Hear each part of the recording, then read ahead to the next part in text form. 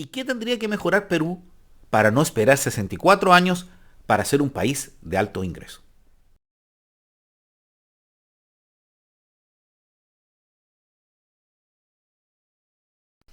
Bueno, esta es la segunda parte de un video que ya habíamos hecho, donde analizamos esta información de Infobae que dice que Perú necesitará 64 años para alcanzar la categoría de país con ingresos altos, según el Banco Mundial.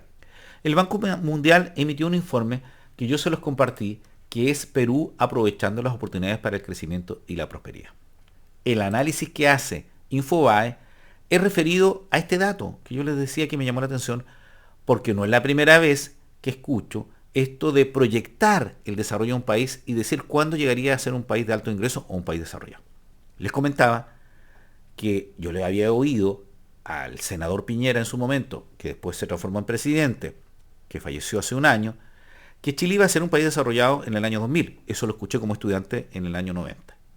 Posteriormente él cambió la fecha, 2020, 2030, pero Chile no se ha transformado en un país desarrollado. También se lo escuché al ex ministro de Economía, Lustón, en Argentina, cuando comparaba cuánto necesitaba un argentino para duplicar su ingreso y hablaba de varias generaciones, y lo comparaba con Chile donde era menos. Me llamó la atención. ¿Por qué 64 años? ¿Qué es lo que hace que haya que esperar tanto en el Perú para ser un país de alto ingreso?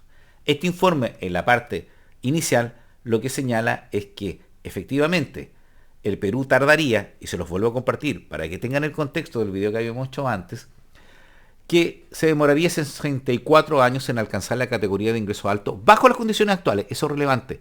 Mirando las situaciones actuales, serían 64 años.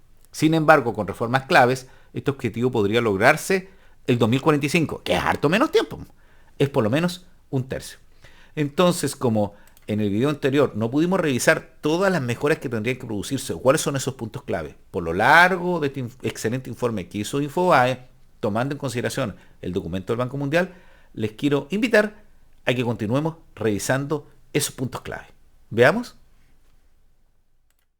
Bueno, Infobae había hablado de la institucionalidad, de qué sucedía con la informalidad, y otro punto es este, el potencial económico y oportunidad en el sector minero que podría ayudar a acelerar y no tener que esperar 64 años. Oye, es mucho 64 años.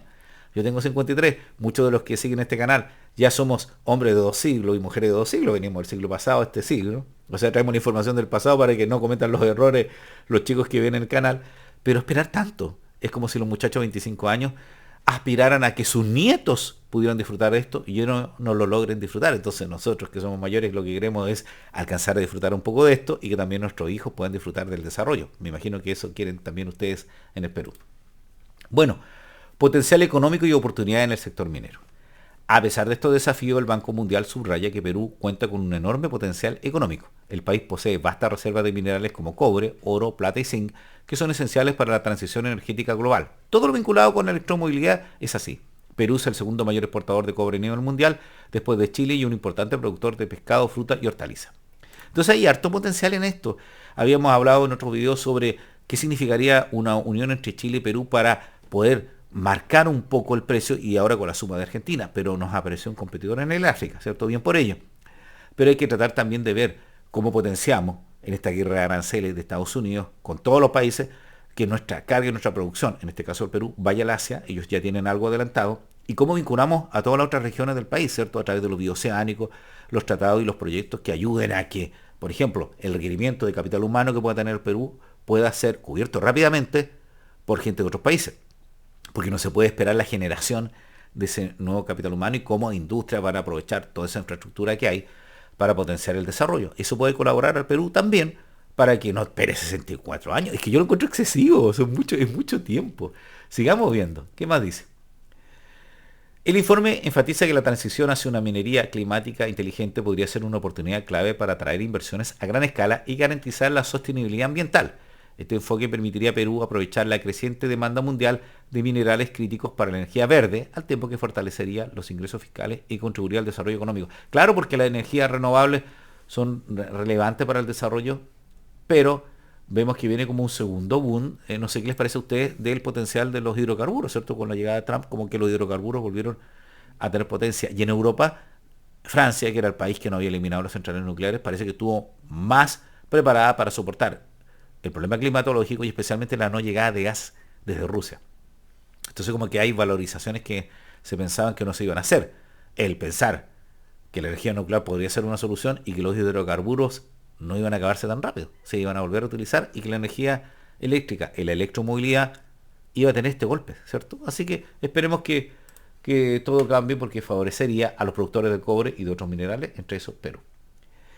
¿Qué más nos dice? A pesar de la desaceleración, hoy que me costó esto, económica general registrada en las últimas décadas, la agroindustria siguió teniendo éxito, bien por la agroindustria. En los últimos 20 años, el sector agrícola de Perú experimentó un auge impresionante en las exportaciones de cultivos de alto valor agregado, impulsado por la inversión y la innovación del sector privado, entre eso el uso del agua. Entre 2000 y 2022, el valor total de exportaciones agrícolas se multiplicó por 15 y la variedad de cultivos de exportación se diversificó considerablemente. Es importante, ¿eh? Y claro, porque hay que ver cómo es posible que la agricultura pueda colaborar en esto, pero también hay que hacer mejoras. Miren, aquí hay una gráfica que pone sobre el crecimiento de Perú, que es estructuralmente más bajo y está correlacionado con los ciclos de productos básicos y sin duda alguna fue el COVID un gran golpe, ¿cierto? Y hay otros datos más. ¿Qué más dice? Disparidad regional y desafío de desarrollo. Habíamos dicho que un problema, que recuerden que yo estoy no en Santiago, la capital de Chile, sino en Temuco, la región más pobre, en la Araucanía.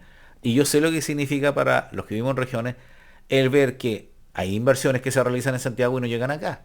Me imagino, y les dije en el video anterior, que las zonas que producen altos ingresos para el país y que ayudan a que las arcas fiscales crezcan, no ven a veces reflejado en la infraestructura o los servicios que le otorga el Estado, ¿cierto? Hay injusticia en eso, una disparidad. Disparidades regionales y desafíos de desarrollo, dice este informe de Infobae, basado en este informe del Banco Mundial. El desarrollo económico del Perú también está marcado por profundas disparidades regionales, según el informe. Las regiones del sur del país, favorecidas por el auge de la minería y la liberalización del comercio en la década del 2000, han experimentado un crecimiento económico más acelerado en comparación de otras áreas. Sin embargo, esta concentración de riqueza ha incrementado las desigualdades espaciales, o decir, territoriales. A pesar de estas disparidades, el informe señala que ha habido una convergencia en términos de pobreza. Desde principios de la década del 2000, los municipios con tasas de pobreza más altos. A pesar de estas disparidades, el informe señala que ha habido una convergencia en términos de pobreza. Desde el principio de la década del 2000, los municipios con tasas de pobreza más altas han logrado mayores reducciones en comparación con aquellos con menores niveles de pobreza. Sí, no me pasa, en la región tenemos 32 comunas y de esas más de la mitad eran las más pobres de Chile. Y claro, si tú tienes una comuna que no tiene acceso a agua potable, por ejemplo, cualquier incremento va a ser un porcentaje más alto de aquellas que las tienen, ¿cierto? Pareciera tan simple, ¿cierto? Pero cuesta tanto. Aquí, a pesar de que llueve mucho, hay mucha agua, a menos de 10 kilómetros hay gente que no tiene agua potable, ¿cierto? Y necesita camiones aljibes que lleguen. Es una desigualdad muy relevante que se replica en las regiones, que las capitales regionales o provinciales tienen los más beneficios que las comunas o las localidades, distritos que están más alejados de ellas del centro, como así en nuestras capitales regionales de la capital, que es Santiago, y en su caso Lima o los demás países que nos ven. ¿Qué más dice?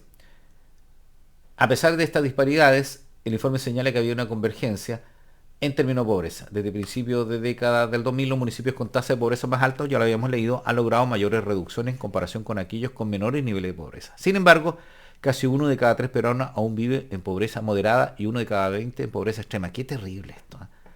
La pobreza extrema era que no lograban, por ejemplo, alimentarse una vez al día.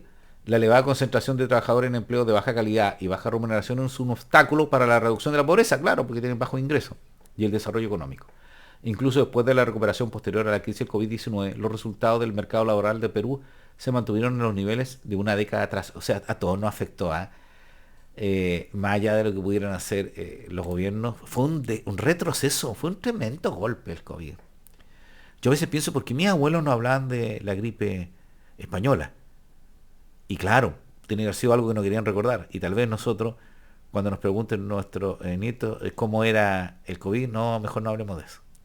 Y no los vamos a decir que se preocupen porque estos son cíclicos, ¿cierto? Las pandemias. Reformas necesarias para un crecimiento transformador. El Banco Mundial concluye que Perú necesita una nueva generación de reformas audaces. Por eso el shock desregulatorio que va a tener Perú y que va a proponer el gobierno, vamos a ver si está de acuerdo con lo que quieren los gremios. El Banco Mundial concluye que Perú necesita una generación de reformas audaces para superar sus desafíos estructurales y acelerar su crecimiento económico. Entre las medidas propuestas se destaca la necesidad de mejorar las instituciones, aumentar la eficacia del Estado, eficiencia del Estado y fortalecer los servicios públicos, especialmente en las regiones más rezagadas. Además, el informe subraya la importancia de liberar el potencial productivo de las mujeres como una fuente adicional de crecimiento. Claro, las mujeres pueden producir más, pero hay que colaborar y entender que tienen funciones sociales relevantes, ¿cierto? Se les castiga por la maternidad. Si la participación femenina en la fuerza laboral alcanzara niveles similares a los de los hombres para 2032, el PIB per cápita podría ser 17,7% más alto en 2050. Oye, qué increíble, ¿eh? Qué importante esto del ingreso al mercado laboral de las mujeres. De hecho, que le paguen lo mismo, porque las mujeres que trabajan no ganan lo mismo y tienen doble trabajo, ¿cierto? Que es porque los hombres hacemos muy pocas cosas en el hogar, en líneas generales como género. No sé qué opinará mi señor. Sigamos. En definitiva, el informe del Banco Mundial y el CIES plantea un diagnóstico claro. Perú tiene potencial para convertirse en un país de ingresos altos, pero para lograrlo será necesario implementar reformas estructurales profundas que impulsen la productividad, reduzcan la informalidad y promuevan un desarrollo más equitativo en todas las regiones del país. Y ahí están algunos datos. Bueno, este es el reportaje que me llamó la atención por el título. Les comentaba, como era largo, lo hicimos en 2 videos para que pudiéramos subirlo sin tanta dificultad. A veces me produce un problema porque queda muy pesadito. Pero pesa más el archivo. Bueno, ¿y qué decía Infobaes? Decía, Perú necesitará 64 años para alcanzar la categoría de país con ingresos altos. Es mucho tiempo. No se conlleva con lo que vimos el año pasado de las inversiones, las empresas que llegan, el puerto de Chancay, las compras de productos que tienen en el Asia, el desarrollo de la minería, cómo la agroindustria va impactando. Claro, sí, este informe que hizo el Banco Mundial, que se los vuelvo a compartir, que es aprovechando las oportunidades para el crecimiento y la prosperidad, tiene más de esos datos, son más técnicos, pero la idea es que podamos comentarlos desde la visión de un ciudadano común y corriente, algo informado, ¿cierto? Porque lo que veo en el canal tenemos uno deseo de informarnos algo más, ¿cierto? No andamos por la vida tratando de asumir cosas, queremos entender por qué son así. Se los agradezco, especialmente a nuestros suscriptores, que recuerden que suscribirse es gratuito, y a los que mensualmente nos colaboran. Así que pueden seguir el canal apretando la campanita para que les llegue la información. Pero 64 años, bueno, por lo menos el informe, y Esteban Salazar Herrada, que hizo un resumen excelente de este informe del Banco Mundial, dice que si se modifican las condiciones actuales en el Perú, esto no se va a demorar 60 y tantos años, va a ser posible en 2045. Esperemos que sea así, que haya un desarrollo importante, porque podemos lograrlo en todos los países, ¿cierto? Y tenemos que colaborar, porque hay que vencer la pobreza. No pueden haber esos niveles de pobreza. Que Perú mejore su situación política para que haya más estabilidad y se conlleve con el desarrollo económico que tiene, ¿cierto? Eso es lo que queremos. Mayor estabilidad, mayor tranquilidad para todos. Así que espero que les haya gustado esta segunda parte del video. Gracias por tener la paciencia de esperar y escuchar esta reacción. Así que Perú no espere 64 años, sino que sea más pronto, que logre tener ingresos altos y todos los países logremos vencer a la pobreza en Latinoamérica. Soy Ricardo Lovera, gracias por ver la reacción y que tengan un buen día, una buena tarde y una buena noche. Y no se olviden comentar. Muchas gracias por ver el video.